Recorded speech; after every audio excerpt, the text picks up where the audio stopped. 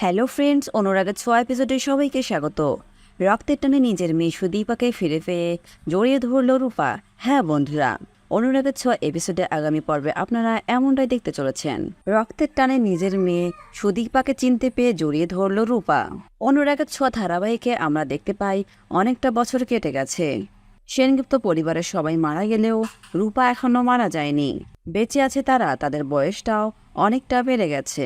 এখনো পর্যন্ত নিজের মেয়ের জন্য অপেক্ষা করছে, কখন তার মেয়েরা ফিরে আসবে সেই প্রতীক্ষায় তারা আছে। তাদের বিশ্বাস ছিল একদিন তাদের মেয়ে ফিরে আসবে।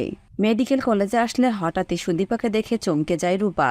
রূপা মনে মনে ভাবতে থাকে, একদম আমার মায়ের মতো দেখতে, নিশ্চয়ই ও আমারই মেয়ে হবে। আর এই কথা বলতে বলতে সে ছুটে গিয়ে জড়িয়ে ধরে সুদীপাকে আর বলতে থাকে, সুদীপা তুই কেমন আছিস?